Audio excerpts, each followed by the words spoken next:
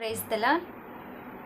ఒక సముద్ర తీర గ్రామంలో సీమోను అనే మత్స్యకారుడు తన కుటుంబంతో జీవించేవాడు. అతను కష్టపడి పనిచేసేవాడు, కానీ గ్రామంలోని కొందరు అతని సరళ స్వభావాన్ని చూసి అతన్ని తక్కువ చూసేవారు. గ్రామంలోని మరో వ్యక్తి లేవి, ధనవంతుడు మరియు గొప్ప వ్యాపారి. అతను సీమోనును తరచూ ఎగతాళి చేసేవాడు. అతని చిన్న పడవను చూసి నవ్వేవాడు. ఒకరోజు గ్రామాన్ని భయంకరమైన తుఫాన్ తాకింది. సముద్రంలో చిక్కుకున్న లేవి యొక్క పెద్ద ఓడ దెబ్బతిని అతను సహాయం కోసం అరిచాడు. గ్రామంలోని చాలామంది భయపడి ఇళ్లల్లోనే ఉండిపోయారు. కానీ సీమోనును తన చిన్న పడవను తీసుకొని తుఫాను మధ్యలో సముద్రంలోకి వెళ్ళాడు.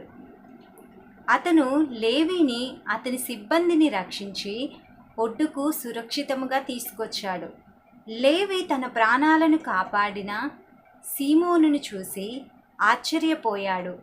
అతను సీమోనుతో, నీవు నన్ను ఎందుకు రక్షించావు?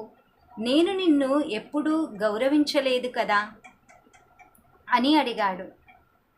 సీమోను శాంతంగా నవ్వి బైబిల్లోని యోహాను 13:34 ఉదహరించారు.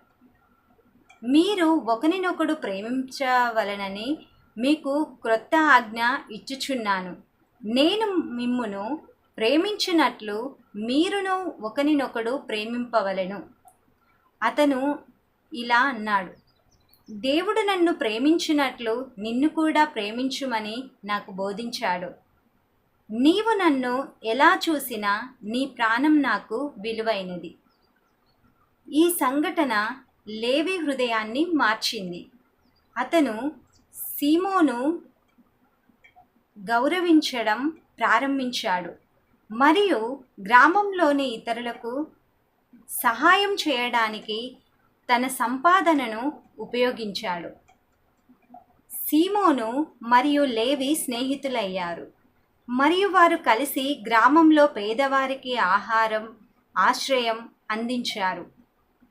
వారి స్నేహం మరియు పరస్పర ప్రేమ గ్రామస్తులందరికీ స్ఫూర్తిగా నిలిచింది మరియు వారు మత్తయి 22:39 గుర్తు చేశారు.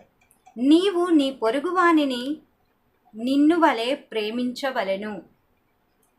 ఈ కథ ద్వారా నిజమైన ప్రేమ అనేది శత్రువైన, స్నేహితుడైన ఎవరైనా సరే వారి కోసం నిస్వార్థంగా పనిచేయడం మరియు దేవుని ఆజ్ఞను అనుసరించడం అని తెలుస్తుంది. ఈ కథ ద్వారా ఏమి అర్థమైందో కామెంట్ చేయండి. అదేవిధంగా మేము పెట్టే వీడియోస్ మీకు రావాలంటే లైక్, షేర్ మరియు సబ్స్క్రైబ్ చేసుకోండి. God bless you.